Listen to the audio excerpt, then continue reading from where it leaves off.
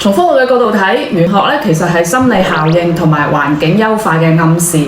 好多玄學你會覺得靈驗嘅感覺，可以用心理學同埋環境學嚟解釋嘅。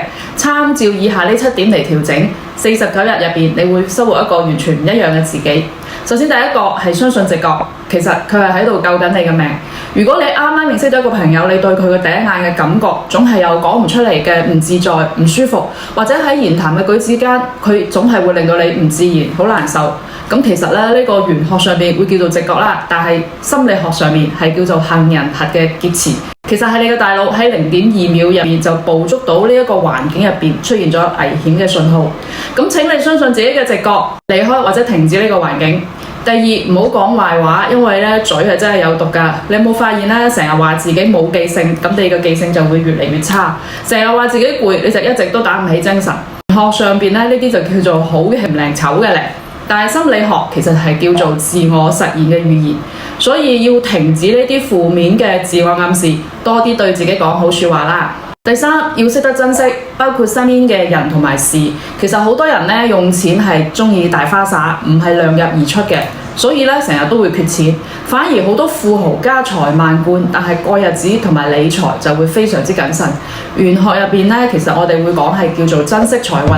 但係其實係喺一個可控有序嘅環境入面，係可以降低你嘅焦慮同埋慾望，令到你係感覺到生活盡在掌握。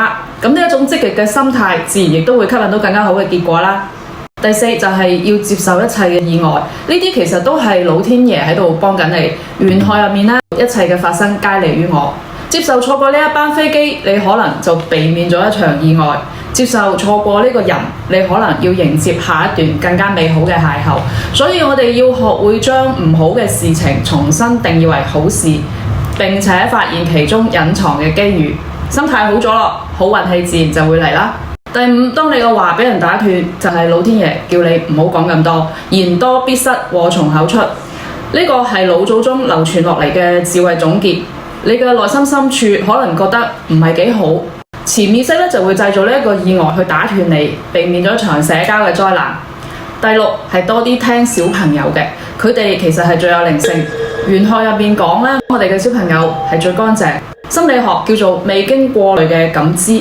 其實有啲動物呢，亦都會具有呢一種感知，因為佢哋未經過世俗嘅洗禮，對世界存在最原始、最純潔嘅視覺同埋直覺判斷。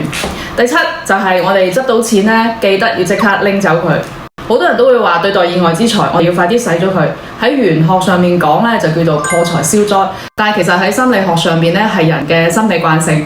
你使咗呢一筆意外之財，可以完成咗一個消費嘅閉環，能夠消除你不勞而獲嘅心理負擔，就可以令到你重新感覺到輕鬆同埋平衡。記得點讚關注哦。